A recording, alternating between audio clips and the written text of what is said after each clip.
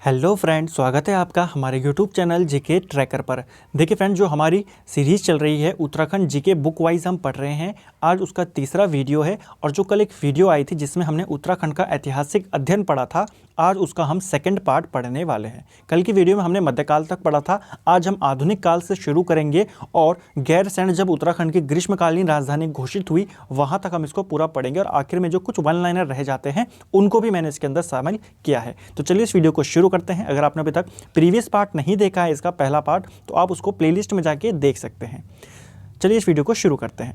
देखिए, आधुनिक काल में हम सबसे पहले टिहरी रियासत के बारे में जो छोटी छोटी इंपॉर्टेंट बातें हैं उनको देख लेते हैं। यहाँ से पेपर में काफ़ी क्वेश्चन बन जाते हैं। पहला, टिहरी रियासत का संस्थापक कौन था? संस्थापक कौन थे? सुदर्शन शाह थे। 1815 से 1859 तक इनका राज्यकाल था। ठीक है, 1859 तक सुदर्शन शाह राज करते हैं टिहरी में। तिथि कब इन्होंने स्थापना की थी? अगर डेट पूछ ली जाए कि टिहरी रियासत की स्थापना कब होती है, तो 28 दिसंबर 1815 को इसकी स्थापना होती है। और टिहरी रियासत के स्थापना दिवस को किस रूप में मनाया जाता है वो आप मुझे कमेंट करके ज़रूर बताएंगे, क्योंकि ये क्वेश्चन हम एमसीक्यूज़ वाली सीरीज़ में भी कर चुके हैं, वन लाइनर वाली सीरीज़ में भी कर चुके हैं और जो जिला वाइज है उसमें भी मैं आपको ये बता चुका हूँ। ठीक है, सुदर्शन शाह ने सभासार की रचना करी। ठीक है, तो सभासार नामक ग्रंथ जो कि कई खंडों में लिखा गया है, इसकी रचना किसने करी है? सुदर्शन शाह ने। लेकिन अपने नाम से नहीं करी है, किस नाम से करी है? नाम कई बार पूछ लिया जाता है, सूरत कवि। तो आपको प्रश्न बनता है, इनमें से कौन सा पवार शासक सूरत कवि के नाम से ग्रंथ लिखता था या रचनाएं करता था? तो वो कौन था? सुदर्शन शाह। ठीक है, परीक्षा वाणी को हम अभी कवर कर रहे हैं, इसके बाद अन्य बुक्स को भी कवर करेंगे फ्रेंड्स। ठीक है, आप बस ऐसे ही लाइक कर दीजिए, करते रहिए, सपोर्ट करते रहिए। ठीक है, अब बात करते हैं सुदर्शन शाह के बाद जो टिहरी नरेश आए थे। देखिए, इनके बारे में ज़्यादा बात नहीं करेंगे क्योंकि ऑलरेडी पंवार वंश के ऊपर वीडियो बनी हुई है। अगर आपको डिटेल में देखना है तो आप उसको जाके देख सकते हैं। ठीक है, देखिए, सुदर्शन शाह के बाद भवानी शाह राजा बनते हैं 1859 में और 1871 तक ये राज करते हैं। इनके बारे में बोला जाता है कि ये अंग्रेज़ों की मदद से गद्दी पर बैठे थे। ठीक है, अंग्रेज़ कौन था उस समय? अगर आपको पूछा जाएगा किसकी मदद से, अगर पर्टिकुलर नाम पूछ लिया जाए तो 59 चल रहा है, यानी कि हेनरी रैमजे का यहाँ पर काल चल रहा है। उसके बाद प्रताप शाह गद्दी पर बैठते हैं, फिर कीर्ति शाह, नरेंद्र शाह और अंतिम शासक कौन रहता है पंवार वंश का? वो थे मानवेंद्र शाह। ठीक है, तो आपको ध्यान रखना है, टिहरी रियासत के अंतिम शासक या पंवार वंश के अंतिम शासक कौन थे? वो थे मानवेंद्र शाह। ठीक है, और फाइनली टिहरी का भारत में विलय हो जाता है 1 अगस्त 1949 को, और इसको भारत में विलय करने के बाद यूपी का एक जिला बना दिया जाता है, 50वां जिला। अब देखिए, दो प्रश्न यहाँ पर बनते हैं। पहला, टिहरी का गठन कब किया गया? अगर गठन पूछेगा तो 28 दिसंबर 1815। अगर पूछेगा टिहरी का जिले के रूप में गठन कब किया गया तो 1 अगस्त 1949। ठीक है, दो अलग अलग प्रश्न हैं, आपको ध्यान में रखना है। तो 1 अगस्त 1949 को इसको यूपी का 50वां जिला बना दिया गया था। ठीक है, और फिर जब उत्तराखंड अलग बना तो ये उत्तराखंड में शामिल हो गया। अब उत्तराखंड पर गोरखा शासन के बारे में कुछ छोटी छोटी बातें हैं, उनको देख लेते हैं। ठीक है, गोरखा शासन की भी मैं एक बड़ी सी वीडियो लेकर आऊँगा आपके लिए, ताकि उसमें सारी बातें कवर हो जाएं। इसमें केवल छोटी छोटी बातें जो आपको यहाँ पर काफ़ी हेल्प करेंगी। देखिए, कुमाऊं पर गोरखाओं ने कब अधिकार कर लिया था? 1790 में, और ये अधिकार उनका 1815 तक रहा, यानी कि कुल 25 वर्ष कुमाऊं के अंदर। ठीक है, गढ़वाल की बात करें तो 1804 में उन्होंने गढ़वाल पर आक्रमण करा था दोबारा से। ठीक है, इससे पहले 1791 में करा था ना, जब लंगूरगढ़ की संधि होती है। उन्होंने उसके बाद 1804 में जब खुरबड़ा का युद्ध होता है, प्रद्युमन शाह मारे जाते हैं, तो गढ़वाल किनके अधिकार में चला जाता है? गोरखाओं के, और 1815 तक रहता है, यानी कि 10.5 वर्ष। तो आपको प्रश्न आता है, कुमाऊं पर कितने वर्ष शासन किया? 25 वर्ष। गढ़वाल पर कितने वर्ष शासन किया? 10.5 वर्ष। ठीक है, जब ये शासन कर रहे थे गोरखा, तो इनके शासन से काफ़ी लोग खुश तो थे नहीं। ऊपर से सुदर्शन शाह भी उस समय स्वतंत्र होने का प्रयास करे जा रहे थे। तो सुदर्शन शाह की मुलाकात होती है एक अंग्रेज से जिसका नाम होता है हियरसे, और हियरसे के थ्रू वो जाते हैं उस समय के जो भारत के गवर्नर जनरल थे लॉर्ड हार्डिंग, उसके पास वो जाते हैं और हार्डिंग से मदद मांगते हैं। ठीक है, लॉर्ड हेस्टिंग, सॉरी फ्रेंड्स, ठीक है, लॉर्ड हेस्टिंग से वो मदद मांगते हैं, और लॉर्ड हेस्टिंग फिर सुदर्शन शाह की मदद के लिए वहाँ से अंग्रेज सेना भेजते हैं। सेना उनके ऊपर आक्रमण करती है, गोरखाओं को पराजित करती है। ठीक है, ये सारी बातें हम देख चुके हैं। अब देखिए, कर्नल गार्डनर और बमशाह कौन है? नेपाल का उस समय का शासक है। इसके बीच, इन दोनों के बीच एक संधि होती है 27 अप्रैल 1815 को। ठीक है, ये आपको ध्यान में रखना है। बमशाह और गार्डनर के मध्य में संधि कब होती है? 27 अप्रैल 1815 को। और ये बोला गया है कि जो कुमाऊं की सत्ता है वो किसको सौंप दी जाएगी? अंग्रेज़ों को वो दी जाएगी। लेकिन सेना तो सेना है, वो तो मान नहीं रहे हैं। और फिर अमर सिंह थापा जब हार गया तो उसके बाद दोबारा से संधि होती है 28 नवंबर 1815 को। इसी संधि को बोला गया संगौली की संधि। संगौली अभी वर्तमान में बिहार राज्य में स्थित है और इस संधि को कब किया गया? 28 नवंबर 1815 को ये संधि होती है, ठीक है। लेकिन जब ये संधि होती है, नेपाल इसको मानने के लिए तैयार नहीं होता है, यानी कि नेपाल सरकार इसको नहीं मानती है। तो फिर अंग्रेज़ काठमांडू पर चढ़ाई कर देते हैं, जिससे विवश होकर नेपाल को ये संधि माननी पड़ती है। तो नेपाल कब इसको स्वीकार करता है? मार्च 1816 में। इसलिए ये दोनों डेट्स इंपॉर्टेंट्स हैं, ये दोनों मानी जाती है संगौली की संधि की। अगर दोनों ऑप्शंस में आते हैं तो फिर आप 1816 पर टिक कर सकते हैं, क्योंकि दोनों तरफ से स्वीकार ये 1816 को हुई है। 1815 को तो पहली बार आई है ये संधि ना अस्तित्व में, लेकिन 1815 को केवल जो अंग्रेज़ थे उनकी तरफ से आई थी, ठीक है। तो आप ऑप्शन के अकॉर्डिंग इसको टिक करें, ठीक है। तो मार्च, अगर पूछेगा नेपाल सरकार ने कब स्वीकार किया, तो मार्च 1816 में, ठीक है। गोरखाओं के अत्याचारी शासन को क्या कहा जाता है? देखिए, गोरखाओं ने जो इन्होंने उत्तराखंड पे राज किया था उसे काफ़ी अत्याचारी शासन माना जाता है और उनके उस अत्याचारी शासन को गोरख्याली शब्द से डिनोट किया जाता है, यानी कि उससे संबोधित किया जाता है, ठीक है। कौन सा शब्द है? गोरख्याली। अब बात करते हैं अंग्रेजी शासन की। देखिए, अंग्रेजी शासन सबसे पहले प्रथम कमिश्नर किसको नियुक्त किया गया? यहाँ पर आपको सीधा प्रश्न बनेगा, कुमाऊं के प्रथम कमिश्नर कौन थे? ई गार्डनर थे, एडवर्ड गार्डनर।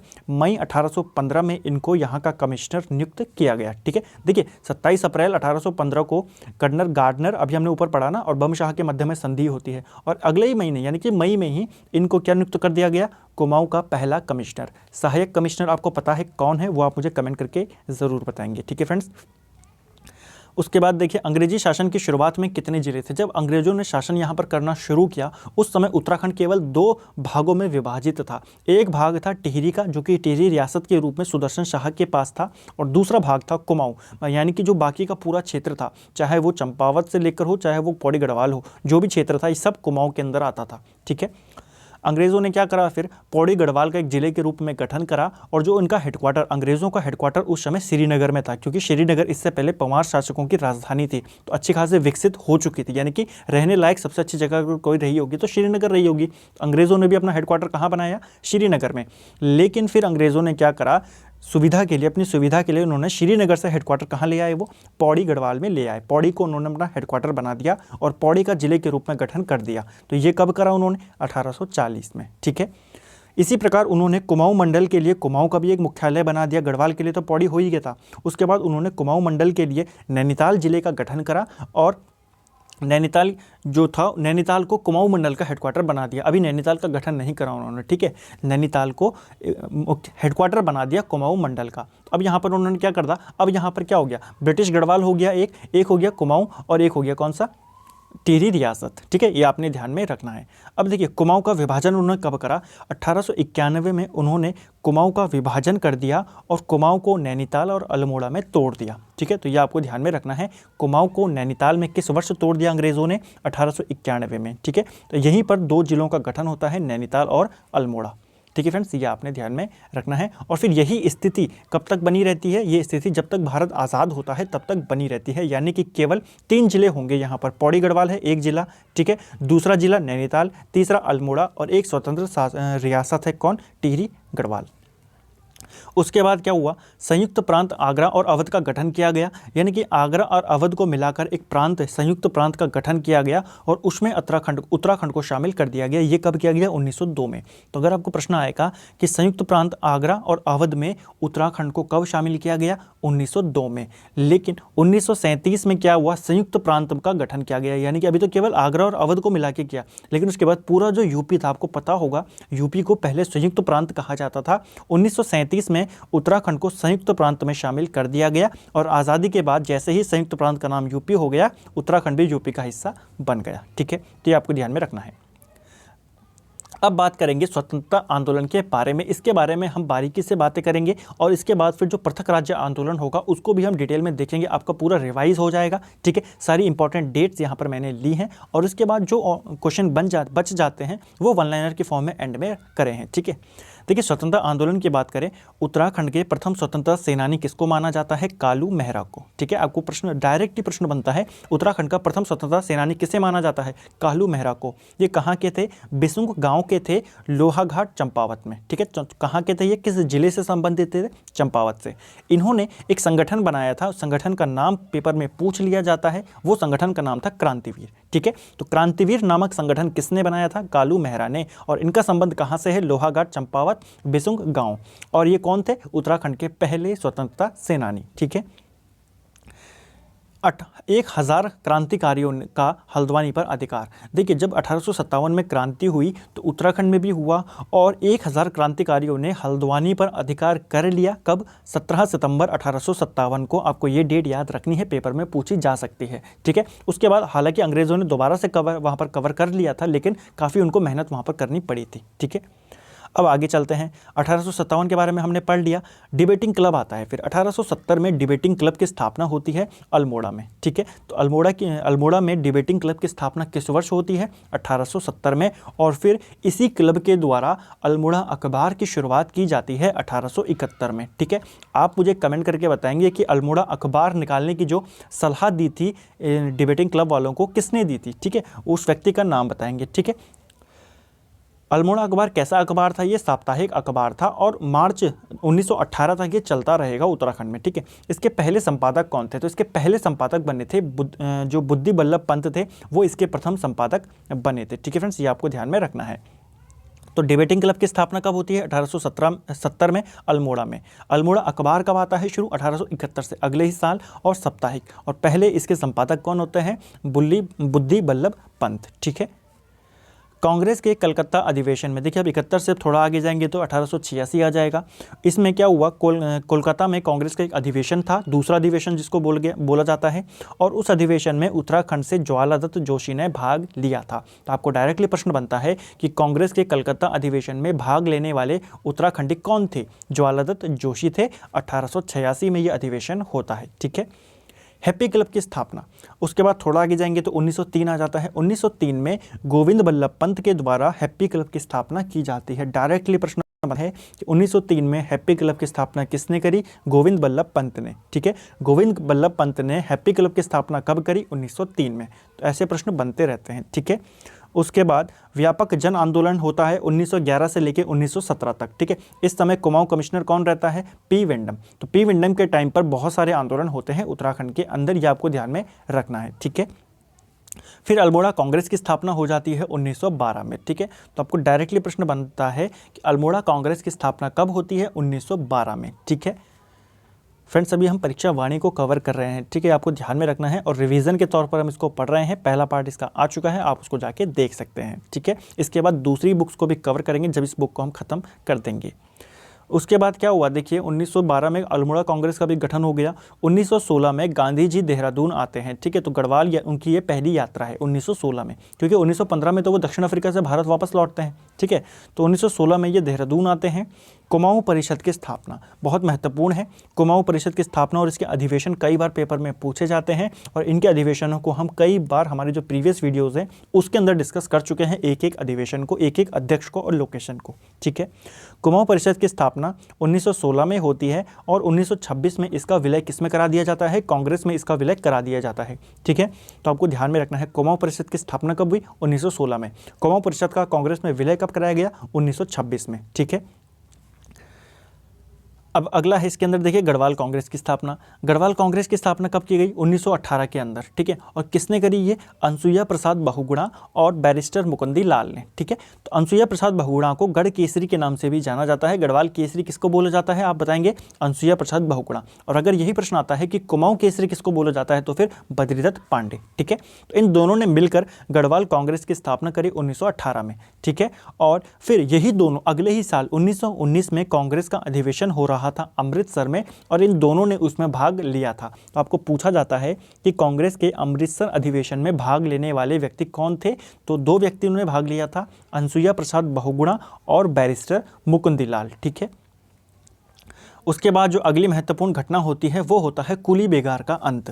देखिए 13-14 जनवरी 1921 को सरयू तट बागेश्वर में कुली बेगार प्रथा का अंत यहाँ पर कर दिया जाता है। यानी कि जो बद्रीदत्त पांडे थे, विक्टर मोहन जोशी थे, ठीक है, इनके नेतृत्व में वहाँ पर बहुत सारे लोग वहाँ पर जमा होते हैं और वो जितने भी कुली से संबंधित, कुली बेगार से संबंधित रजिस्टर होते हैं उनको नदी में बहा देते हैं। तो ये आपको ध्यान में रखना। और इसी के साथ वो हमेशा के लिए प्रण लेते हैं कि अब हम क्या नहीं करेंगे, कुली बेगार नहीं करेंगे। ठीक है, तो कुली बेगार यहाँ पर ख़त्म हो जाती है। कब, आपको डेट याद रखनी है, उत्तरायणी मेला लगता है इस समय, तो 13-14 जनवरी 1921 को कुली बेगार का अंत हो जाता है उत्तराखंड से, ठीक है, बागेश्वर में। अगर हम बात करें कुली बेगार के खिलाफ जो आंदोलन, अगर बात करें कि पहली बार जो विरोध हुआ था वो कब हुआ था, तो खत्याड़ी गांव अल्मोड़ा में हुआ था और ये घटना हुई थी लगभग 1903 के आसपास। ठीक है, उसके बाद जो अगला महत्वपूर्ण घटना है, नेहरू और गांधी जी की कुमाऊं यात्रा। देखिए नेहरू और गांधी जी 14 जून से लेकर 2 जुलाई तक 1929 में क्या थे, कुमाऊं यात्रा पर थे। तो प्रश्न बनता है महात्मा गांधी प्रथम बार कुमाऊं कब आए थे। देखिए गढ़वाल तो वो 1916 में आ गए थे देहरादून, लेकिन यहाँ पर उस समय वो कुमाऊं में नहीं आए थे। प्रश्न बनता है कि कुमाऊं कब आए थे पहली बार, 1929 में। ठीक है, डेट पूछेगा तो आप डेट भी याद रख सकते हैं। ठीक है, गांधी जी 12 दिन कौसानी में रुके थे। तो गांधी जी ने कौसानी में कितने दिन बिताए थे, 12 दिन, और इसी दौरान उन्होंने कौसानी को भारत का स्विट्जरलैंड भी कहा था। ठीक है, तो आपको ध्यान में रखना है, महात्मा गांधी ने भारत का स्विट्जरलैंड किसे कहा है, कौसानी को कहा है। ठीक है, जहां वो 12 दिन रुके थे और यहीं पर उन्होंने अनाशक्ति योग नाम से गीता पर अपनी भूमिका भी लिखी थी। ठीक है, इसके बाद उन्होंने गढ़वाल की भी यात्रा करी 16 से 24 अक्टूबर 1930 में। ठीक है, तो अगले साल वो फिर गढ़वाल आते हैं 16 से लेकर 24 अक्टूबर तक। ठीक है, ये आपको ध्यान में रखना है। अब देखिए उसके बाद नमक सत्याग्रह होता है महात्मा गांधी का, उसमें उनके साथ 78 अनुयायी उनके चलते हैं। तो उन 78 में 3 व्यक्ति उत्तराखंड के भी थे। वो 3 व्यक्ति कौन थे, इनके नाम पेपर में पूछे जा सकते हैं। ठीक है, आपको 4 नाम दे देगा और आपको 3 नाम ये देगा, चौथा नाम कोई और दे देगा, आपको एलिमिनेट करना होगा इनमें से कौन शामिल नहीं था। ठीक है, या इन तीनों में से एक नाम दे देगा और कोई 3 अन्य नाम दे देगा। ज्योतिराम कांडपाल ये इसमें शामिल थे, भैरवदत्त जोशी ये महात्मा गांधी के साथ थे, और गोरखा वीर कौन थे, खड़क बहादुर। ठीक है, तो वीर खड़क बहादुर भी महात्मा गांधी के साथ नमक सत्याग्रह में शामिल हुए थे। ठीक है, तो इन तीनों का नाम आपको याद रखना है। उसके बाद ब्रिटिश गढ़वाल का पहला राजनीतिक सम्मेलन कब होता है, कहाँ होता है, 1930 में होता है, दुगड्डा में होता है। ठीक है, तो ब्रिटिश गढ़वाल का पहला राजनीतिक सम्मेलन कहाँ होता है, दुगड्डा में। इसलिए दुगड्डा को क्या बोला गया था, कुछ क्रीड़ा बोला गया था यहाँ पे। ठीक है, इसको आपको ध्यान में रखना है। ठीक है, क्रीड़ा या खेल का मैदान इसको कुछ बोला गया था उस समय। ठीक है, यहाँ पर मुझे भी ध्यान में नहीं आ रहा है वो। तो 1930 में दुगड्डा में होता है। दुगड्डा बसाया किसने था, तो दुगड्डा पंडित धनीराम मिश्र ने अपने खेत पर बसाया था। ठीक है, दुगड्डा को बसाने का श्रेय किसको जाता है, धनीराम मिश्र को। ठीक है, ये आपको ध्यान में रखना है। पेशावर कांड, अगला जो महत्वपूर्ण घटना है वो है पेशावर कांड, और पेशावर कांड से भी काफ़ी प्रश्न बनते हैं। देखिए पेशावर कांड सबसे पहले हुआ कब था, 23 अप्रैल 1930 को। ठीक है, इसमें हुआ क्या था, इसके अंदर देखिए वहाँ पर जो किस्सा खानी बाज़ार है पेशावर में, वहाँ पर निहत्थे अफगान जो थे वो आंदोलन कर रहे थे। ठीक है, तो वो आंदोलन का जो लीडर थे उनका नेतृत्व कौन कर रहे थे, जिनको सीमांत गांधी बोला जाता है। ठीक है, खान अब्दुल गफ्फार खान, तो वो उसका नेतृत्व कर रहे थे उस आंदोलन का। और वो सभी के सभी कैसे थे, शांतिपूर्वक ढंग से अपना आंदोलन कर रहे थे। तभी वहां पर सेना पहुंचती है कैप्टन रिकेट के नेतृत्व में, और वो ऑर्डर देते हैं चंद्र सिंह गढ़वाली को कि इनके ऊपर गोलियां चलवा दो। ठीक है, तो चंद्र सिंह गढ़वाली उस ऑर्डर को मानने से साफ मना कर देते हैं, कहते हैं कि हम निहत्थियों पर गोली नहीं चलाएंगे। ठीक है, तो इसी घटना को पेशावर कांड के नाम से जाना जाता है, जहां पर इन्होंने अपनी वीरता का प्रदर्शन किया, यानी कि अपने ऊपर जो इनके ऊपर का जो अधिकारी है उसकी बात को मानने से मना कर दिया। हालांकि इसके लिए इनको काफ़ी सज़ा दी गई, इनको फौज से निकाला गया, इनको जेल में डाला गया। ठीक है, काफ़ी चीज़ें थी, लेकिन ये घटना जो थी ये पेशावर कांड के नाम से जानी गई। आपको डेट याद रखनी है, 23 अप्रैल 1930। कहाँ घटित हुई थी, किस्सा खानी बाजार पेशावर में, और अंग्रेज़ कौन था, कैप्टन रिकेट। ठीक है, और वहाँ पे जो आंदोलन कर रहे थे वो अफगान थे, और उनका लीडर कौन था, खान अब्दुल गफ्फार खान। किस रेजिमेंट के थे ये, 2/18 गढ़वाल राइफल्स के थे। कौन, चंद्र सिंह गढ़वाली। ठीक है, और इसी कांड के बाद इस प्रभावित होकर जो मोतीलाल नेहरू थे, इन्होंने पूरे देश में गढ़वाल दिवस मनाने की घोषणा कर दी थी। आपको प्रश्न आता है कि पेशावर कांड से प्रभावित होकर किस व्यक्ति ने पूरे देश में गढ़वाल दिवस मनाने की घोषणा करी थी, तो वो थे मोतीलाल नेहरू। ये आपको ध्यान में रखना है। फिर आता है गड़ौदिया स्टोर डकैती कांड। इससे भी प्रश्न बनता है, कब हुआ, कब था, सबसे पहले 1930 में। और गड़ौदिया स्टोर डकैती कांड से संबंधित व्यक्ति कौन था, वो है भवानी सिंह रावत। ठीक है, फिर आता है चनौदा। देखिए अब गांधी आश्रम, इससे भी महत्वपूर्ण प्रश्न बनते हैं हमारे यहाँ पर, हमको 2-3 प्रश्न यहाँ पर मिलेंगे। देखिए चनौदा सोमेश्वर अल्मोड़ा में, यानी कि अल्मोड़ा के अंदर सोमेश्वर में एक पर्टिकुलर जगह है चनौदा, वहाँ पर गांधी आश्रम की स्थापना होती है 1937 में। ये आश्रम की स्थापना किसने की थी? शांतिलाल त्रिवेदी ने। तो आपको डायरेक्टली प्रश्न बनता है कि चनौदा में गांधी आश्रम की स्थापना किसने की थी? शांतिलाल त्रिवेदी ने। कब की थी? 1937 में। ठीक है, तो 2 प्रश्न ये बन गए। तीसरा प्रश्न ये बन गया कि इस आश्रम को, जो गांधी आश्रम है, इसको बंद कब किया गया? तो 2 सितंबर 1942 को गांधी आश्रम को क्या कर दिया गया? हमेशा के लिए वहाँ पर बंद कर दिया गया। ठीक है, ताला उस पर लगा दिया गया। अब बात करते हैं भारत छोड़ो आंदोलन की। यहाँ से भी हमें कई सारे प्रश्न देखने को मिलते हैं। ठीक है, देखिए भारत छोड़ो आंदोलन भारत में कब शुरू होता है? 8-9 अगस्त 1942 को। ठीक है, उसके बाद क्या होता है? यहाँ पर अगस्त में देघाट गोलीकांड होता है, जहाँ पर हीरामणि, हरिकृष्ण, बद्रीदत्त और कांडपाल, ये सभी लोग शहीद हो जाते हैं। ठीक है, तो देघाट गोलीकांड में आपको शहीदों के नाम आप याद रख सकते हैं, क्या पता पेपर कैसा बन जाता है, कुछ कह नहीं सकते उत्तराखंड के बारे में। ठीक है, हो सकता है आपको ऐसा पूछ दे कि देघाट गोलीकांड में इनमें से कौन शहीद नहीं हुए थे, किसी और का नाम दे देगा, तो आपको याद रखना है हीरामणि, हरिकृष्ण, बद्रीदत्त और कांडपाल, ये सभी लोग वहाँ पर शहीद हो गए थे। उसके बाद थोड़ा और विरोध होना शुरू हुआ, जब यहाँ पर गोलियां ऐसे चलने लगी, तो सालम गोलीकांड होता है फिर 25 अगस्त 1942 को। ये आपको डेट याद रखनी है, पेपर में पूछी जा सकती है, आपको डायरेक्टली पूछ देगा कि सालम गोलीकांड कब घटित हुआ था? 25 अगस्त को हुआ था। ठीक है, और इसमें टीका सिंह और नरसिंह धानक, ये दोनों शहीद इसके अंदर हो गए थे। तो ये आपको ध्यान में रखना है कि सालम गोलीकांड में 2 व्यक्ति शहीद हुए थे। कौन कौन? टीका सिंह और नरसिंह धानक। ठीक है, उसके बाद आता है जो प्रसिद्ध गोलीकांड है, वो है सल्ट गोलीकांड। ठीक है, ये होता है 5 सितंबर 1942 को। ठीक है, गंगाराम और खीमादेव, ये दोनों सगे भाई होते हैं और ये दोनों इसके अंदर शहीद हो जाते हैं। ठीक है, किसमें? सल्ट गोलीकांड में। इसीलिए सल्ट को, देखिए सल्ट जो गोलीकांड हुआ था, महात्मा गांधी ने बाद में इसे क्या बोला था? कुमाऊं का बारदोली की संज्ञा दी थी। ठीक है, तो किस जगह को कुमाऊं का बारदोली कहा जाता है? सल्ट क्षेत्र को। ठीक है, सल्ट को या खुमाड़ को कुमाऊं का बारदोली कहा जाता है। ठीक है, और सल्ट गोलीकांड में ही जो 5 सितंबर है, इसी की याद में 5 सितंबर को इस क्षेत्र में आज भी शहीद स्मृति दिवस मनाया जाता है। कहाँ पर? खुमाड़ क्षेत्र में। ये सभी जगहें, चाहे वो सालम हो शुरुआत में, चाहे वो देघाट हो या सल्ट हो, ये सभी कहाँ हैं? ये सभी के सभी अल्मोड़ा के अंदर आते हैं। ठीक है, तो जो सल्ट गोलीकांड हुआ था, ये दोनों शहीद हुए, ये दोनों घायल हुए थे। ठीक है, चूड़ामणि और बहादुर सिंह, लेकिन कुछ दिनों बाद ये भी शहीद हो गए थे। ठीक है, कुमाऊं का बारदोली किसको बोला जाता है? सल्ट की घटना को कुमाऊं का बारदोली कहा जाता है। आप मुझे कमेंट करके बताएंगे गढ़वाल का बारदोली किसे कहा जाता है? शहीद स्मृति दिवस 5 सितंबर को मनाया जाता है आज भी खुमाड़ क्षेत्र में। ठीक है, अब कुछ विद्यालय हैं, इनसे प्रश्न बनता है वन लाइनर के फॉर्म में। देखिए शिलांगी में राष्ट्रीय विद्यालय किसने खोला था? तो शिलांगी में राष्ट्रीय विद्यालय खोला था सदानंद कुकरेती ने। ठीक है, और ऐसे ही प्रश्न बनेगा कि ताड़ीखेत में प्रेम विद्यालय किसने खोला था? तो ये खोला था देवकी नंदन पांडे और भागीरथ पांडे ने। ठीक है, तो प्रेम विद्यालय किसने खोला? ताड़ीखेत में देवकी नंदन पांडे और भागीरथ पांडे ने। और सदानंद कुकरेती ने क्या खोला था? राष्ट्रीय विद्यालय। कहाँ पर? शिलांगी गढ़वाल के अंदर। ठीक है, आप मुझे कमेंट करके बताएं गांधी कुटी कहाँ स्थित है? ये भी ताड़ीखेत में ही है। ठीक है, और 1929 में इसकी स्थापना होती है। ठीक है, ये भी मैंने आपको यहीं पर ही बता दिया। ठीक है, तो गांधी कुटी ताड़ीखेत में ही है और 1929 में उसकी स्थापना होती है। अब कुछ महिलाओं से संबंधित कुछ प्रश्न हैं, ये पेपर में बनते हैं। देखिए अल्मोड़ा नगर पालिका पर तिरंगा किसने फहराया था? किसके नेतृत्व में फहराया गया था? विष्णु देवी शाह के नेतृत्व में अल्मोड़ा नगर पालिका जो था वहां पर तिरंगा फहराया गया था। ठीक है, और इनके साथ कौन कौन थे? इनके साथ थे कुंती वर्मा, जीवंती, मंगला और रेवती। तो ये सभी इनके साथ थे। ठीक है, ये आपको ध्यान में रखना है। तो किसके नेतृत्व, केवल नेतृत्व पूछ लेता है, वो किसके नेतृत्व में फैलाया था? नमक सत्याग्रह के दौरान इन्होंने फहराया था वहाँ पर तिरंगा। ठीक है, विष्णु देवी शाह के नेतृत्व में।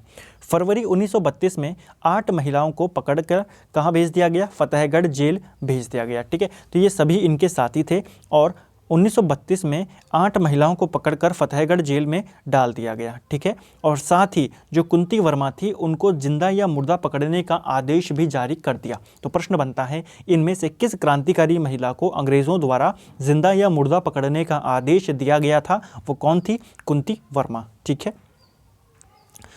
और एक और संगठन है यहाँ पर देखिए देश सेवा संघ, तो इससे भी कुछ क्रांतिकारी महिलाएं जुड़ी हुई थी। कौन कौन थी? मालती देवी, ठीक है, विद्या देवी, कुंती देवी, सरस्वती और भागीरथी आदि, ठीक है। तो इन्होंने क्या किया था? इन सभी ने रेल संपत्ति को कुछ नुकसान पहुंचाया था और फिर इनको सजा दी गई थी 15 वर्ष की जेल, ठीक है। तो ये आपको ध्यान में रखना है। आपको डायरेक्ट प्रश्न बन सकता है इनमें से कौन सी महिला देश सेवा संघ से नहीं जुड़ी थी? आपको नाम याद रखना है कौन कौन जुड़ी थी।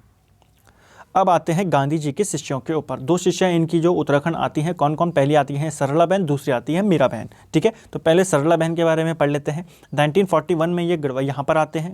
गांधी जी इनको 41 में यहाँ अल्मोड़ा में भेज देते हैं। वहाँ से बागेश्वर जाते हैं और बागेश्वर में कौसानी में ये लक्ष्मी आश्रम की स्थापना कर देते हैं, ठीक है। तो बागेश्वर के जो कौसानी है वहाँ पर लक्ष्मी आश्रम की स्थापना किसने करी है? वो करी है सरला बहन ने, ठीक है। सरला बहन का मूल नाम क्या था, यानी कि वास्तविक नाम क्या था? कैथरीन हाइलमन इनका वास्तविक नाम था, ठीक है।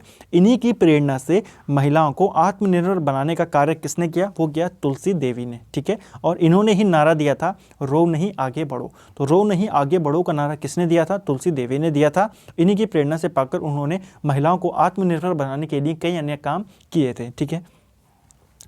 अगला प्रश्न है यहाँ पर देखिए, अगला जो पॉइंट है महत्वपूर्ण वो है कि सर्वोदय का प्रचार प्रसार किसने किया? देखिए कमला और बसंती नामक दो महिलाएं थीं। ये किससे जुड़ी हुई थी? लक्ष्मी आश्रम से। इन दोनों का संबंध लक्ष्मी आश्रम से है और इन्होंने सर्वोदय का प्रचार किया था, ठीक है। ये आपको ध्यान में रखना है। गांधी जी की दूसरी शिष्या थी मीरा बहन, जो उनका वास्तविक नाम था मैडलिन स्लेड, ठीक है। तो मैरिडिन या मैडलिन इनका वास्तविक नाम था, मैडलिन स्लेड। और इन्होंने ऋषिकेश में पशुलोक की स्थापना की थी। तो प्रश्न बनता है ऋषिकेश के अंदर पशुलोक की स्थापना किसने की थी? मीरा बहन ने, ठीक है। अब आगे चलते हैं फिर से। देखिए अल्मोड़ा अखबार बंद हो गया। कौन था उस समय तत्कालीन संपादक? बद्रीदत्त पांडे, ठीक है। क्योंकि बद्रीदत्त पांडे अल्मोड़ा अखबार के संपादक कब बनते हैं? 1913 में, ठीक है। 1913 से संपादक किसके हाथों में चला जाता है? बद्रीदत्त पांडे के। और फाइनली बद्रीदत्त पांडे ज़्यादा ही वैसे गर्म दल के नेता रहते हैं। तो 1918 में अंग्रेज़ इनसे इतना ज़्यादा नाराज़ हो जाते हैं क्योंकि ये उस समय जो डिप्टी कमिश्नर थे उसके ऊपर कोई आपत्तिजनक लेख लिख देते हैं या फिर उसके जो कारनामे होते हैं, काले कारनामे, उनको उजागर कर देते हैं। कौन? बद्रीदत्त पांडे। तो इसी का बदला लेने के लिए अंग्रेज़ इनके ऊपर जुर्माना लगा देते हैं जो ये दे नहीं पाते, और अंग्रेज़ जो इनकी प्रेस होती है, जो इनका अखबार होता है, उसको बंद कर देते हैं, ठीक है। तो ये बंद कब हुआ? 1918 में, मार्च में, होली के टाइम, ठीक है। और शुरू कब हुआ था हम पहले पढ़ चुके हैं, 1871 में, ठीक है। तो आपको ऐसे प्रश्न भी बन सकता है कि अल्मोड़ा अखबार के अंतिम संपादक कौन थे, ठीक है। तो वो कौन थे? बद्रीदत्त पांडे। बद्रीदत्त पांडे ने अल्मोड़ा अखबार बंद होने के बाद सितंबर में ही उसी साल सितंबर में ही 1918 में ही शक्ति नामक एक पत्र उन्होंने शुरुआत कर दी, ठीक है। ये भी साप्ताहिक था, क्योंकि अल्मोड़ा अखबार भी साप्ताहिक था, तो ये भी साप्ताहिक था, ठीक है। तो सितंबर से इन्होंने शक्ति का भी प्रकाशन शुरू कर दिया, ठीक है।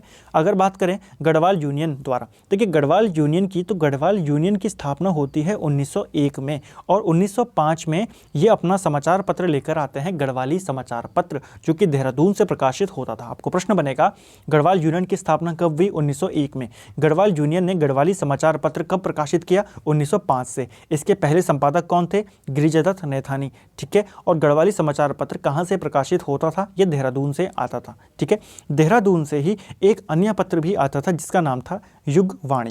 तो आपको प्रश्न बनता है युगवाणी समाचार पत्र का प्रकाशन कहाँ से होता था? ये होता था देहरादून से, ठीक है। कर्मभूमि का भी प्रकाशन होता था। देखिए कर्मभूमि भी एक समाचार पत्र था और ये लैंसिडॉन से प्रकाशित होता था 1939 से, ठीक है। और इसके संपादक थे भक्तदर्शन और भैरव दत्त, ठीक है। ये आपको ध्यान में रखना है। अब बात करते हैं आज़ाद हिंद फौज में जो उत्तराखंड के सैनिक थे उनके, ठीक है। तो आज़ाद हिंद फौज में लगभग 2500 सैनिक, जो कि 12% बनता है, वो उत्तराखंड के सैनिक थे। यानी कि आपको प्रश्न बनेगा आज़ाद हिंद फौज में उत्तराखंड के कितने सैनिक थे? लगभग 2500। कितने प्रतिशत सैनिक थे? लगभग 12%, ठीक है। सुभाष चंद्र बोस का निजी सहायक कौन बने थे, या उत्तराखंड के कौन व्यक्ति थे जिनको सुभाष चंद्र बोस का निजी सहायक बनाया गया था? किसने बनाया होगा? सुभाष चंद्र बोस ने ही बनाया होगा, ठीक है। तो बुद्धि शरण रावत ये सुभाष चंद्र बोस के निजी सहायक थे, ठीक है। कर्नल कौन बने थे आज़ाद हिंद फौज में? वो थे पितृशरण रतूड़ी। तो आपको प्रश्न बनता है कि आज़ाद हिंद फौज में कर्नल का पद प्राप्त करने वाले प्रथम उत्तराखंडी कौन थे? वो थे पितृशरण रतूड़ी, ठीक है। सिंगापुर स्थित ऑफिसर्स ट्रेनिंग स्कूल का कमांडर किसे नियुक्त किया गया? तो सिंगापुर में इनका एक ऑफिसर ट्रेनिंग स्कूल था जिसका कमांडर इन्होंने नियुक्त किया था चंद्र सिंह नेगी को, ठीक है। और फिर नेताजी के अंगरक्षक बटालियन के कमांडर कौन बनाए गए थे? वो थे मेजर देव सिंह दानू। ठीक है, ये आपको ध्यान में रखना है। अब देखिए, अब हम बात करेंगे कुछ आंदोलन के बारे में और। ठीक है, देखिए टिहरी प्रजामंडल की स्थापना होती है। फिर टिहरी प्रजामंडल की स्थापना 1939 में होती है। ठीक है, जो कुछ अलग अलग आंदोलन चले थे उनके बारे में हम यहाँ पर पढ़ेंगे अब। ठीक है, देखिए टिहरी प्रजामंडल की स्थापना होती है 1939 में। कहाँ होती है इसकी स्थापना? देहरादून में। ठीक है, कौन थे इससे संबंधित व्यक्ति थे? ये सभी लोग इससे संबंधित व्यक्ति थे, लेकिन अगर स्थापना पूछेगा किसने करी तो ये करी श्रीदेव सुमन ने। ठीक है, दौलत राम, नागेंद्र सकलानी, वीर चंद्र सिंह गढ़वाली, ये सभी इसके स्थापना में क्या थे? सहयोग थे। लेकिन अगर पूछा जाएगा, मेनली अगर किसी का नाम पूछा जाएगा तो सबसे आगे कौन रहेंगे? श्रीदेव सुमन। ठीक है, हालांकि इसका ज़्यादातर डेट पूछी जाती है और लोकेशन पूछी जाती है। ठीक है, मई 1944 को श्रीदेव सुमन भूख हड़ताल पर बैठ गए। ठीक है, मई 1944 को श्रीदेव सुमन ने भूख हड़ताल शुरू कर दी। ठीक है, और 25 जुलाई 1944 को, यानी कि 84 दिन के बाद, 84 दिन की भूख हड़ताल के बाद ये शहीद हो जाते हैं। ठीक है, तो आपको ध्यान रखना है श्रीदेव सुमन शहीद कब होते हैं? 25 जुलाई 1944 को। कितने दिनों की भूख हड़ताल ये करते हैं? 84 दिनों की। ठीक है, उसके बाद और ज़्यादा गुस्सा फूटने लग जाता है। ठीक है, और भारत आज़ाद हो जाता है 1947 में, ये हमको पता है। तो जैसे ही भारत आज़ाद होता है, टिहरी के अंदर जो विद्रोह होता है वो और तेज़ी से बढ़ जाता है। उसी का परिणाम होता है कि सकलाना में विद्रोह हो जाता है आज़ादी के तुरंत बाद, यानी कि 1947 में ही। ठीक है, और फिर अगले ही साल कीर्तिनगर में भी विद्रोह हो जाता है 1948 में, जिसमें नागेंद्र सकलानी और मोलूराम भरदारी शहीद हो जाते हैं। ठीक है, तो आपको इन दोनों विद्रोहों का याद रखना है। पहला सकलाना विद्रोह कब हुआ था और कीर्तिनगर विद्रोह कब हुआ था। जब ऐसे विद्रोह होने लगे, मानवेंद्र शाह ने देख लिया कि अब जनता पर काबू रखना मुश्किल यहाँ पर होने वाला है, तो उन्होंने विलय पत्र पर हस्ताक्षर कर दिए 1 अगस्त 1949 को। ठीक है, कब करे? 1 अगस्त 1949 को उन्होंने टिहरी के विलय पत्र पर हस्ताक्षर कर दिए और टिहरी भारत का हिस्सा बन गया। ठीक है, और यूपी का एक जिला बन गया। और किसने हस्ताक्षर किए? मानवेंद्र शाह ने। ठीक है, और टिहरी यूपी का बन गया 50वां जिला।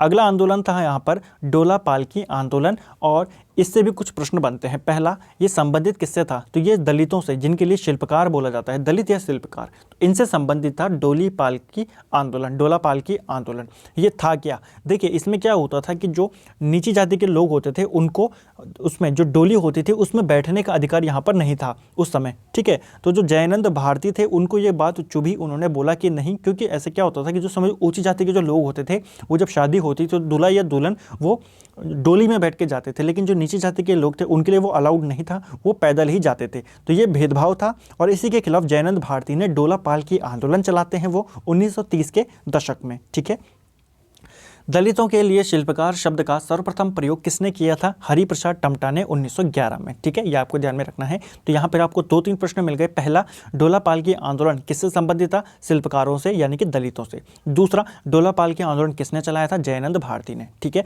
और शिल्पकार शब्द का प्रथम यूज किसने किया था दलितों के लिए? वो था हरिप्रसाद टमटा। अब का बात करते हैं सड़क आंदोलन की।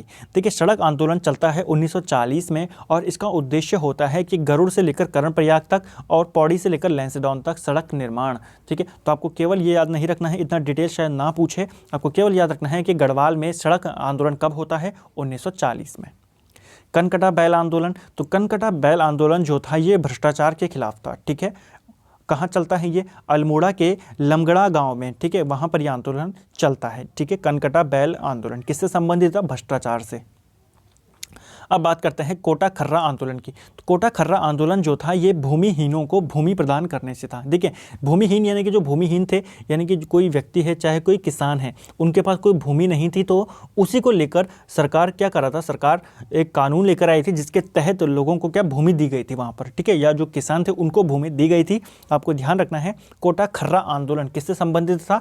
भूमिहीनों को भूमि प्रदान करने से। ठीक है, नशा नहीं रोजगार दो का नारा कब दिया था और किसने दिया था? देखिए, भारत के आज़ाद होते ही या उत्तराखंड जब भारत आज़ाद हो गया था तो यहाँ से उस समय से ही यहाँ पर नशे का विरोध शुरू हो गया था। ठीक है, लेकिन 1984 में उस विरोध को अपना साथ दिया उत्तराखंड संघर्ष वाहिनी ने 1984 में। ठीक है, और नशे के खिलाफ उन्होंने एक नारा दिया, नशा नहीं रोजगार दो। ये नारा किसने दिया था? उत्तराखंड संघर्ष वाहिनी ने। ठीक है, कुमाऊं और गढ़वाल विश्वविद्यालय की स्थापना। देखिए, कुमाऊं यूनिवर्सिटी और गढ़वाल यूनिवर्सिटी इन दोनों की स्थापना एक साथ होती है 1973 में। ठीक है, ये आपको ध्यान में रखना है। किसके प्रयासों से होती है? एनडी तिवारी के प्रयासों से ये होता है। ठीक है, उन्होंने काफ़ी आंदोलन इसके लिए किए थे, ये आपको ध्यान में रखना है। देखिए, हुआ क्या था, पहले एक विश्वविद्यालय खोलने की बात चल रही थी, लेकिन जब सरकार ये फैसला कर रही थी कि विश्वविद्यालय कहाँ खोला जाए, गढ़वाल में कि उसमें कुमाऊं के अंदर, तो फिर दोनों जगह से आवाज़ उठने लगी कि कोई बोलने लगे गढ़वाल में खोलो, कोई बोलने लगे कुमाऊं में खोलो। तो सरकार ने दोनों जगह एक एक विश्वविद्यालय की स्थापना कर देते हैं।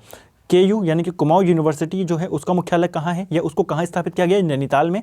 और गढ़वाल यूनिवर्सिटी को श्रीनगर में खोला गया। ठीक है, अब पृथक राज्य हेतु आंदोलन हम यहाँ पर पढ़ेंगे। ठीक है, इसको भी कुछ डिटेल में पढ़ेंगे। सबसे पहले देखिए, भारतीय राष्ट्रीय कांग्रेस का विशेष अधिवेशन। देखिए, यहाँ से भी प्रश्न बनते हैं, मैं आपको टॉपिक वाइज पढ़ा रहा हूँ और यहाँ से जितने प्रश्न बनते हैं मैं आपको वो बता रहा हूँ। ठीक है, तो भारतीय राष्ट्रीय कांग्रेस का विशेष अधिवेशन कब घटित होता है? ये होता है 5 से 6 मई 1938 को श्रीनगर में। ठीक है, तो कांग्रेस का जो विशेष अधिवेशन था कब हो रहा था? ये 5-6 मई 1938 श्रीनगर में। और इसके जो अध्यक्ष थे वो थे जवाहरलाल नेहरू, और इसी अधिवेशन में विजय लक्ष्मी पंडित भी शामिल थी, ये आपको ध्यान में रखना है। ठीक है, इसी अधिवेशन में पहली बार गढ़वाल और कुमाऊं को मिलाकर एक अलग राज्य बनाने की मांग की गई थी। देखिए, पहली बार अलग राज्य बनाने की जो मांग की गई थी वो की गई थी 1897 में। लेकिन वो जैसे हो सकता ना कि जैसे कुमाऊं वालों ने वो मांग की हो या फिर गढ़वाल वालों ने मांग की हो, लेकिन एक क्षेत्र के लिए पहली बार ये था जब दोनों को मिलाकर एक अलग राज्य बनाने की मांग की गई थी। वो कब की गई? 1938 में। और जवाहरलाल नेहरू ने इस मांग का समर्थन किया था। ठीक है, ये आपको ध्यान में रखना है।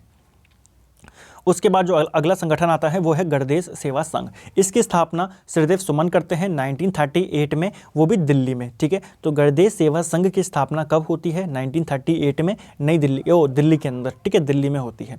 संस्थापक कौन थे इनके? श्रीदेव सुमन। ठीक है, नया नाम। बाद में गणदेश सेवा संघ किस नाम से जानी गई? तो ये जानी गई हिमालय सेवा संघ के नाम से। तो ये आपको ध्यान में रखना है। ठीक है, 2 प्रश्न बनते हैं। गणदेश सेवा संघ को किस नाम से जाना जाता है? हिमालय सेवा संघ। ऐसे प्रश्न बनते हैं। कब की स्थापना? 1938 में। कहाँ की? दिल्ली में। किसने की? श्रीदेव सुमन ने। ठीक है, तो 4 प्रश्न आपके बन गए इन 3 लाइनों में।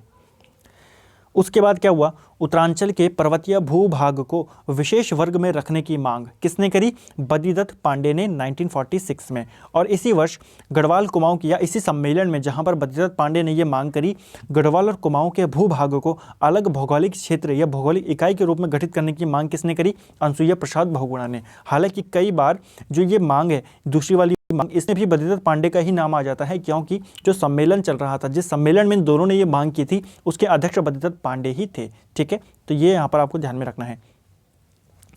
अगला है पर्वतीय जन विकास समिति। अब देखिए, जो कुछ समितियां बनती हैं ना, इन सबके नाम लगभग एक जैसे हैं और काफ़ी कन्फ्यूजन है, तो आपको अच्छे से इनको याद रखना पड़ेगा। ठीक है, पर्वतीय जन विकास समिति 1950 में इसका गठन किया गया सरकार के द्वारा, और इसका उद्देश्य था कि हिमाचल और उत्तरांचल को मिलाकर एक नया राज्य बना दिया जाए। ठीक है, यानी कि एक बड़ा हिमालय राज्य का गठन करने का सरकार का विचार था। ठीक है, कौन से? पर्वतीय विकास जन समिति, ये आपको ध्यान में रखना है।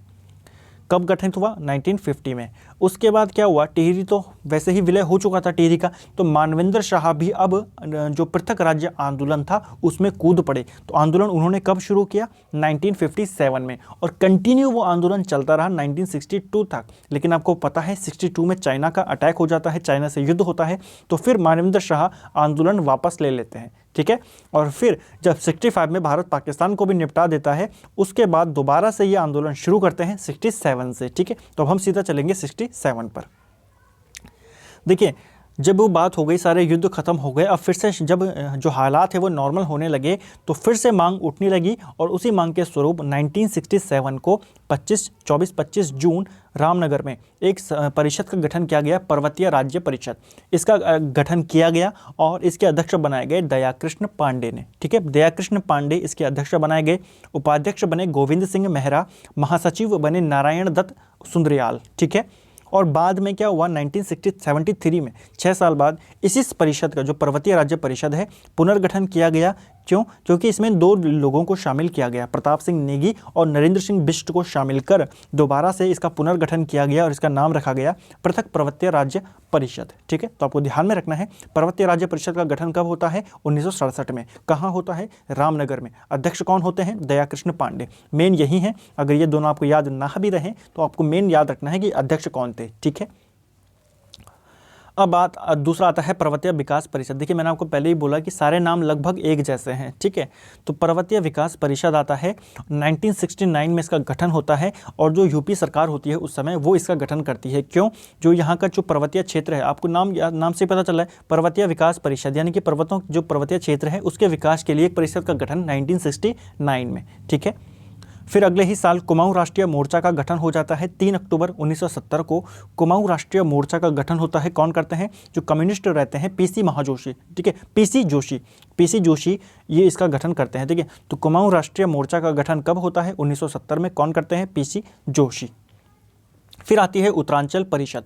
उत्तरांचल परिषद का गठन 1972 में होता है नैनीताल में। ठीक है, और ये क्या करते हैं? दिल्ली में जो वोट क्लब है वहाँ पर जाके ये धरना देते हैं। तो आपको प्रश्न बनता है इनमें से किस संगठन ने दिल्ली में वोट क्लब पर धरना दिया था? उत्तरांचल परिषद। कब होती है स्थापना? 1972 में नैनीताल में। 1973 में इन्होंने फिर से नारा दिया था दिल्ली चलो का। ठीक है, तो दिल्ली चलो का नारा ये बहुत ही महत्वपूर्ण प्रश्न है, किसने दिया था? उत्तरांचल परिषद ने। ठीक है, 1973 में। और फिर इन्होंने क्या करा, जब दिल्ली चलो का नारा दिया दोबारा से अगले साल, तो फिर ये गए यहाँ से बद्रीनाथ से लेकर दिल्ली में जो वोट क्लब है वहाँ तक इन्होंने पैदल यात्रा निकाली, पदयात्रा निकाली, जिसका नेतृत्व किया प्रताप सिंह नेगी ने। ठीक है, क्योंकि यात्रा कहाँ से जा रही है? बद्रीनाथ कहाँ है? चमोली में। तो जो प्रताप सिंह नेगी ये चमोली के ही विधायक रहते हैं। ठीक है, ये आपको ध्यान में रखना है। फिर आता है उत्तराखंड युवा परिषद। देखिए उत्तराखंड युवा परिषद का गठन होता है 1976 में और 2 साल बाद यानी कि 1978 में ये संसद का घेराव करने जाते हैं। तो ये भी आपको ध्यान में रखना है, संसद का घेराव। आपको सीधा प्रश्न बनेगा उत्तराखंड युवा परिषद के लोगों ने संसद का घेराव किस वर्ष किया था? 1978 में। गठन कब होता है? 1976 में। ठीक है, साल आपको याद रखने पड़ेंगे क्योंकि फैक्ट के बेस पर क्वेश्चन बहुत सारे पूछे जाते हैं यूके SSSC के द्वारा। उसके बाद आता है उत्तरांचल राज्य परिषद 1979 में। त्रिपेंद्र सिंह नेगी जो सांसद होते हैं जनता सरकार के, क्योंकि 79 का जो टाइम है यहाँ पर जनता सरकार चल रही है अभी। ठीक है, इंदिरा गांधी बेदखल हो चुकी है सरकार से और अभी कौन शासन कर रहे हैं? जनता सरकार, मोरारजी देसाई।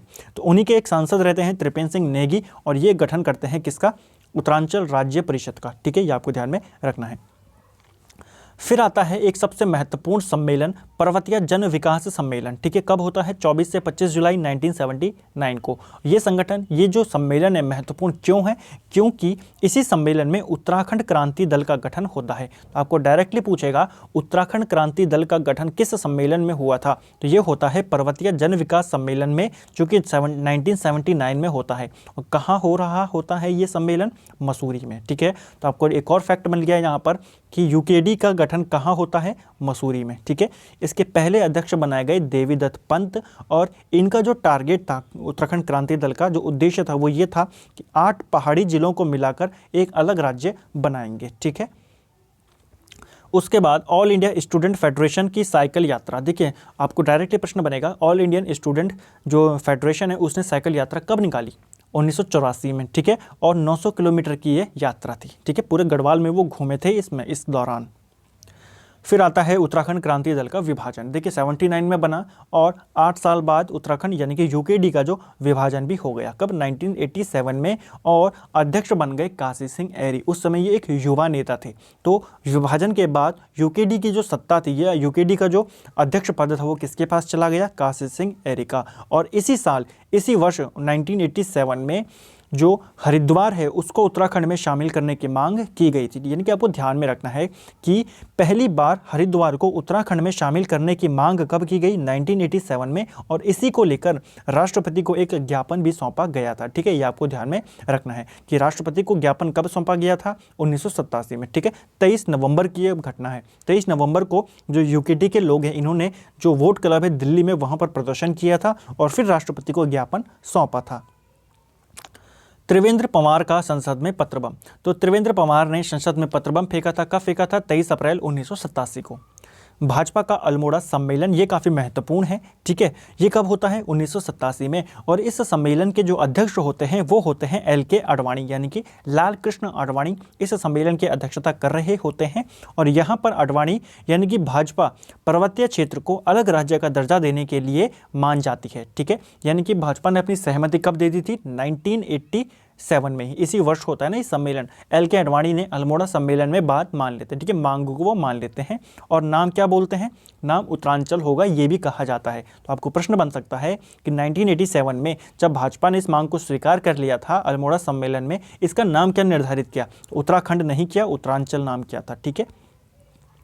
अब जब देखिए ये उम्मीद आ गई कि अब उत्तराखंड का गठन होने वाला है, उत्तरांचल एक नया राज्य बनने वाला है, क्योंकि 87 में मान गए वो, ठीक है, भाजपा सरकार ने उसको मान लिया वहाँ पे जो उनके सम्मेलन हुआ था। अब यहाँ पर उत्तरांचल उत्थान परिषद के यहाँ पर गठन किया गया, यानी कि आप इसको याद रख सकते हैं कि 87 में आपको उम्मीद दिखने लगी कि अब गठन होगा। तो उम्मीद से पहले आप प्रिपरेशन करते हैं ना, तैयारियां करने लगते हैं कि ऐसा ऐसा होगा। आप उत्थान के लिए अभी से आपने तैयारियां शुरू कर दी, आप ऐसे केवल याद रख सकते हैं, ठीक है। उत्तरांचल उत्थान परिषद 1988 में, और किसके द्वारा किया जाता है? ये सोबन सिंह जीना, यानी कि जिस सम्मेलन में गठन होता है उसके अध्यक्ष होते हैं सोबन सिंह जीना। 1989 में उत्तरांचल उत्थान परिषद का गठन होता है। और फिर उत्तरांचल संयुक्त संघर्ष समिति का गठन होता है 1989 में। आप इसको एक ऐसे स्टोरी के रूप में याद रख सकते हैं। देखिए 87 में एक उम्मीद दिखी, जब एक पार्टी ने जो कि बड़ी पार्टी है, उसने मांग को मान लिया कि हम उत्तराखंड बनाएंगे, ठीक है।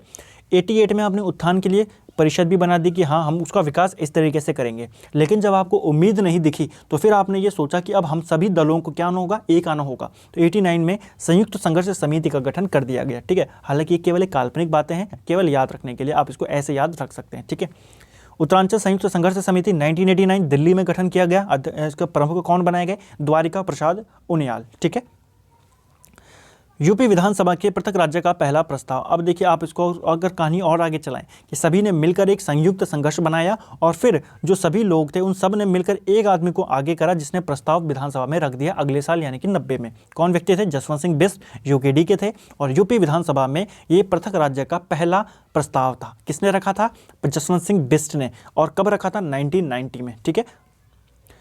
उत्तराखंड मुक्ति मोर्चा, तो 1991 में उत्तराखंड मुक्ति मोर्चा का भी गठन कर दिया गया, ठीक है। यह भी आपको ध्यान में रखना है। उत्तराखंड मुक्ति मोर्चा कब बनाया गया? 1991 में। भाजपा के घोषणा पत्र में पृथक राज्य शामिल। देखिए 1991 में बीजेपी ने क्या करा, अपने घोषणा पत्र में अलग राज्य की जो मांग थी उसको वहाँ पर उन्होंने शामिल कर दिया कि अगर हम जीतते हैं तो हम क्या करेंगे? हम नया राज्य बनाकर देंगे, ठीक है। तो ये आपको ध्यान में रखना है कि नए राज्य निर्माण को लेकर अपने घोषणा पत्र में इसको शामिल करने वाला पहला राजनीतिक दल कौन था? तो वो थी बीजेपी, ठीक है। और उन्होंने अपना वादा निभाया भी। जैसे ही वो सत्ता में आए 1991 में उन्होंने नए राज्य के गठन को लेकर केंद्र को, जो कि उस समय वहाँ पर कांग्रेस की सरकार थी, भाजपा ने अपना प्रस्ताव वहाँ पर भेज देते हैं, लेकिन वहाँ से कोई भी जवाब नहीं आता है, ठीक है। तो ये आपको ध्यान में रखना है। अब देखिए यहाँ पर एक और कहानी आगे चला सकते हैं आपकी। 1991 में जब उन्होंने वहाँ प्रस्ताव भेज दिया तो फिर से उम्मीदें जगी तो यूकेडी ने अपना ब्लूप्रिंट जारी कर दिया कि हम ऐसा उत्तराखंड बनाएंगे, ठीक है। तो 1992 में उत्तराखंड का ब्लूप्रिंट, या यूकेडी का जो उत्तराखंड क्रांति दल था, उसने अपना एक ब्लूप्रिंट जारी करा और उसमें यह बोला गया कि गैरसैंण को इसकी राजधानी बनाया जाएगा और नाम रख दिया गैरसैंण का चंद्रनगर, ठीक है। तो आपको प्रश्न बनेगा गैरसैंण को किस अन्य नाम से यूकेडी ने किस नाम से जाना था? वो था चंद्रनगर, ठीक है। तो उत्तराखंड क्रांति दल ने गैरसैंण को जब राजधानी घोषित किया तो किस नाम से घोषित किया था? चंद्रनगर, ठीक है। या फिर उत्तराखंड क्रांति दल ने गैरसैंण को किस नाम से उत्तराखंड की राजधानी बनाने का जो प्रस्ताव था वो दिया था? वो था चंद्रनगर, ठीक है। उसके बाद संयुक्त उत्तराखंड राज्य मोर्चा का भी गठन किया गया अप्रैल 1994 में, ठीक है, बहादुर राम टमटा के द्वारा। उत्तराखंड पीपुल्स फ्रंट भी बनाया गया 1994 में। अगला है रमाशंकर कौशिक समिति। काफ़ी महत्वपूर्ण प्रश्न है और यहाँ से हमको कई सारे प्रश्न देखने को मिलेंगे। देखिए रमाशंकर कौशिक समिति, ये उस समय नगर विकास मंत्री थे यूपी सरकार में, ठीक है। और इन्हीं के नेतृत्व में जो मुख्यमंत्री थे मुलायम सिंह यादव, इन्होंने एक समिति का गठन किया जनवरी 1993 में, ठीक है। और इस समिति ने 1994 को अपनी रिपोर्ट दे दी। नए राज्य गठन को लेकर इनका जो था इनको नियुक्त किया गया था, ठीक है, समिति का निर्माण किया गया था। इन्होंने जब अपनी रिपोर्ट दी मई 1994 में, देखिए आपको टाइम याद रखना है, जनवरी में इनकी नियुक्ति होती है 1993 में, मई 1994 में ये अपनी रिपोर्ट दे देते हैं और रिपोर्ट के अंदर ये कहते हैं कि राजधानी के रूप में गैरसैंण जो है एक उपयुक्त जगह है। तो गैरसैंण की इन्होंने सिफारिश की थी, ये भी आपको ध्यान में रखना है, ठीक है। रमाशंकर कौशिक समिति ने किस स्थान को उत्तराखंड की राजधानी बनाने पर सिफारिश की थी? गैरसैंण को, ठीक है। यूपी सरकार ने फिर क्या करा, मई में इन्होंने अपनी रिपोर्ट दी, अगले महीने 1994 यानी कि जून 1994 को इन्होंने इनकी जो सिफारिशें थी वो स्वीकार कर ली और प्रस्ताव भेज दिया केंद्र को, ठीक है। 8 पहाड़ी जिलों वाले अलग राज्य का प्रस्ताव उन्होंने केंद्र को भेज दिया। किसने? जो यूपी सरकार थी, मुलायम सिंह यादव ने, ठीक है। लेकिन उसके बाद तभी क्या हुआ, जून 1994 में ही यूपी सरकार ने नई आरक्षण व्यवस्था लागू कर दी, जिसके खिलाफ फिर काफ़ी सारे आंदोलन शुरू हो गए, ठीक है।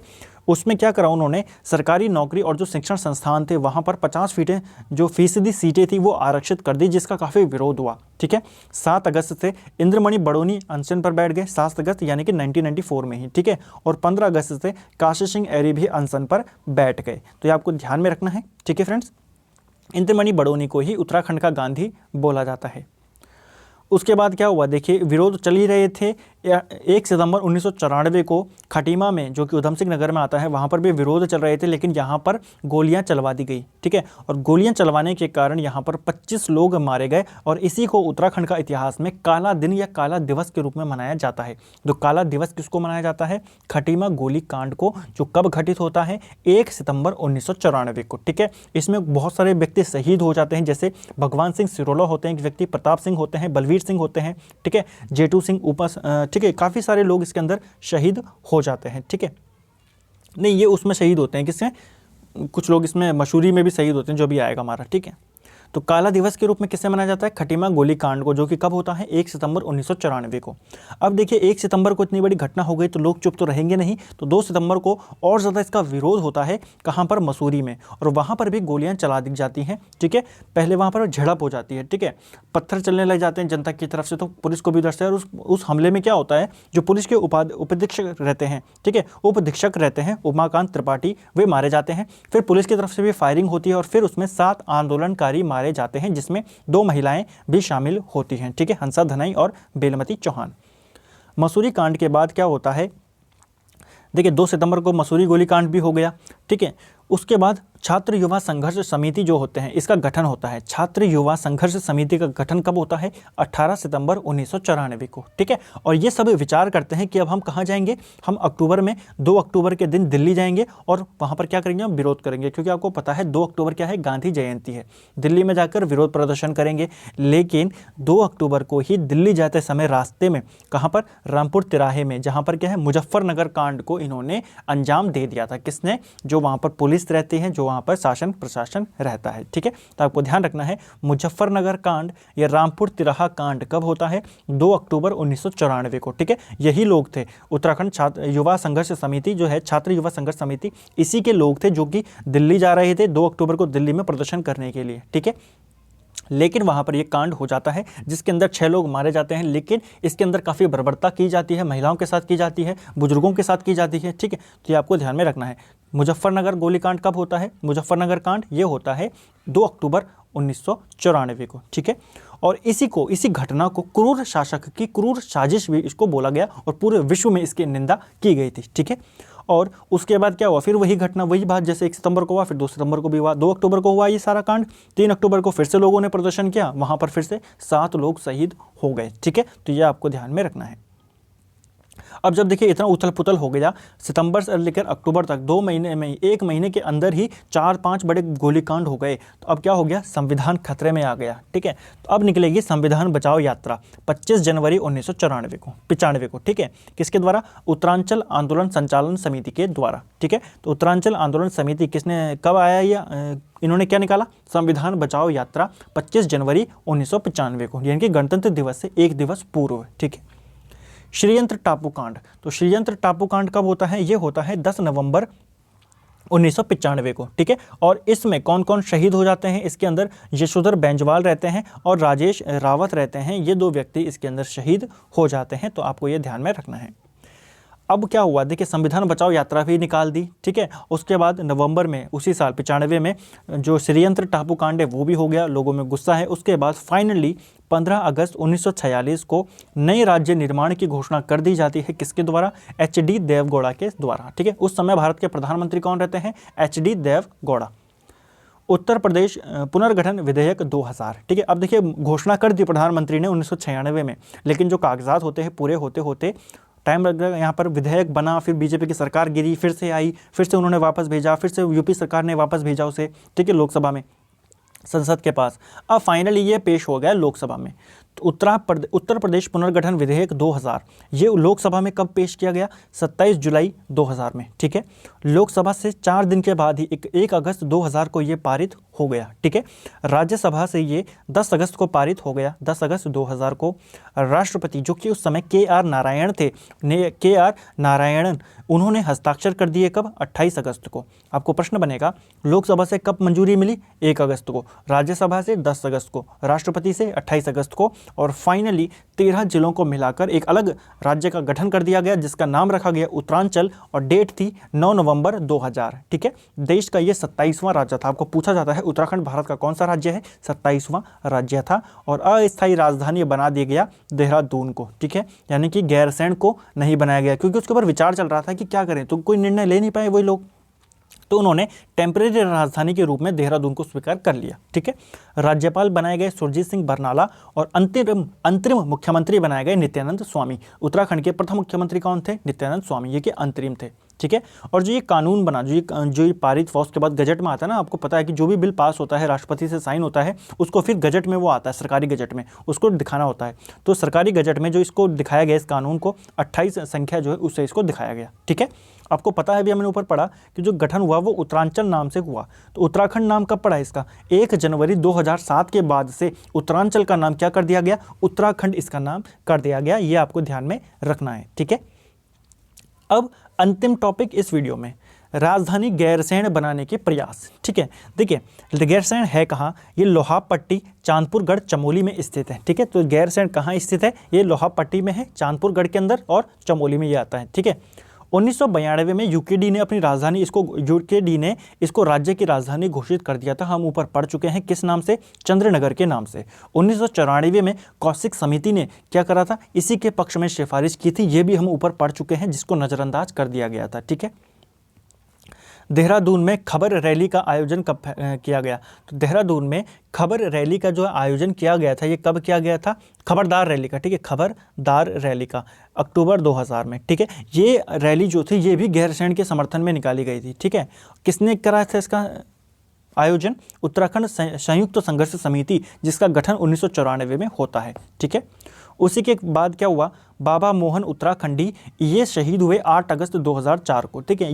ये राजधानी चयन को लेकर काफ़ी विरोध कर रहे थे, यानी कि काफ़ी वो कर रहे थे कि आंदोलन कर रहे थे वहाँ पर। इन्होंने कहा कि किसी भी जगह पर राजधानी बनाओ, और कई सारे इनके अन्य मुद्दे थे जिनको लेकर ये सरकार के खिलाफ थे, और इन्होंने आमरण अनशन शुरू कर दिया, और 8 अगस्त 2004 को ये शहीद हो गए, ठीक है। आपको ध्यान में रखना है कितने दिनों की भूख हड़ताल इन्होंने की थी? लगभग 38 दिनों की इन्होंने भूख हड़ताल की थी, और बैनीताल वहाँ पर ये शहीद हो जाते हैं, ठीक है। फिर क्या होता है? पुस्तक आती है एक, उत्तरांचल प्रदेश। उत्तरांचल प्रदेश में भी गैरसैंण को राजधानी के रूप में समर्थन उसको मिला था, ठीक है। और ये पुस्तक किसकी थी? भगत सिंह कोश्यारी की। तो आपको ध्यान में रखना है, भगत सिंह कोश्यारी की किताब का नाम था उत्तरांचल प्रदेश, और उसी में उन्होंने गैरसैंण को राजधानी बनाने को समर्थन अपना दिया था, ठीक है। फिर क्या हुआ? जनवरी 2001 में राजधानी चयन आयोग बनाया गया। कब? जनवरी 2001 में, ठीक है। अध्यक्ष कौन बनाए गए इसके? वीरेंद्र दीक्षित, और इनको 11 बार विस्तार मिला। और इन्होंने क्या करा? अपनी रिपोर्ट 2008 में दी, और इन्होंने ये बोला कि गैरसैंण जो है अभी उतना विकसित नहीं है, राजधानी बनाने लायक नहीं है, ठीक है। और इन्होंने देहरादून को ही उत्तराखंड का स्थायी राजधानी बनाने की सिफारिश कर दी, लेकिन उसके बाद विरोध और होने थे। तो विरोधों को देखते हुए सरकार ने क्या करा? फिर 2 राजधानी बनाने का निर्णय ले लिया, ठीक है। तो उन्होंने गैरसैंण में भी राजधानी स्थापित करने के अपने प्रयास शुरू करे। अब गैरसैंण में विधानसभा की बात कर लेते हैं। देखिए, गैरसैंण में पहली मंत्रिपरिषद की बैठक कब हुई? 3 नवंबर 2012 को, जब वीरेंद्र दीक्षित आयोग ने क्या बोला कि देहरादून को राजधानी बनाई जाए। तो जाहिर सी बात है, आंदोलन फिर से होने थे, तो सरकार ने ये करा कि हम शीतकालीन राजधानी बनाएंगे देहरादून को और ग्रीष्मकालीन राजधानी बनाएंगे गैरसैंण को। ठीक है, तो गैरसैंण में जो पहली मंत्रिपरिषद की बैठक हुई, केवल देखिए मंत्रिपरिषद की बात हो रही है, कैबिनेट मीटिंग, क्योंकि 10-12 मंत्री होते हैं उनका, पूरे विधानसभा की बात नहीं हो रही अभी। तो पहली मंत्रिपरिषद की बैठक होती है 3 नवंबर 2012 को। ठीक है, अगर पूछेगा जो विधानसभा भवन है वहां का औपचारिक शिलान्यास कब उसका किया गया, तो वो किया गया 14 जनवरी 2013 का। ठीक है, शिलान्यास किया गया। काम कब शुरू हुआ विधानसभा भवन बनने का? वो नवंबर 2013 से शुरू होता है। ठीक है, फिर क्या होता है, गैरसैंण में राज्य विधानसभा की पहली बैठक, ये आपको देखिए, ये डेट्स आपको याद रखनी है, पेपर में पूछी जाती हैं। अभी इस प्रश्न को ध्यान से समझिए। गैरसैंण में राज्य विधानसभा की पहली बैठक, देखिए अभी 13 नवंबर में तो भवन बनना शुरू हो रहा है, तो अभी तक तो बनेगा नहीं। तो ये पहली विधानसभा बैठक है, यानी कि सभी के सभी जो 70 जो विधायक हैं उत्तराखंड के, वो यहाँ पर जमा हुए। लेकिन ये विधानसभा भवन में नहीं हुई, ये वहाँ के जो स्कूल कॉलेजेस थे वहाँ पर यह आयोजित हुआ था। ठीक है, तो पहली विधानसभा बैठक कब होती है? 9 से 11 जून 2014। ठीक है, अगर पूछेगा नए विधानसभा में पहली बैठक कब हुई, तो नए विधानसभा के अंदर पहली बैठक होती है 17 से 18 नवंबर 2016 में। ठीक है, और फाइनली इसी वर्ष 4 मार्च 2020 को उत्तराखंड सरकार ने गैरसैंण को ग्रीष्मकालीन राजधानी घोषित कर दिया। ठीक है, तो आपको प्रश्न बनेगा गैरसैंण को ग्रीष्मकालीन राजधानी कब घोषित किया गया? 4 मार्च 2020 को। और जून में, ठीक है, 8 जून के करीब या 7 जून के करीब शासन आदेश भी इसके लिए जारी हो चुका है, तो यह आपको ध्यान में रखना है। तो उत्तराखंड को ग्रीष्मकालीन राजधानी गैरसैंण कब घोषित की गई? ये की गई 4 मार्च 2000 को। ठीक है, अब कुछ महत्वपूर्ण वन लाइनर्स को देख लेते हैं जो कि हमारे टॉपिक्स के अंदर फिट नहीं बैठ पाए। ठीक है, उससे फ्लो टूट रहा था, इसलिए मैंने उनको वन लाइनर में लिखा है।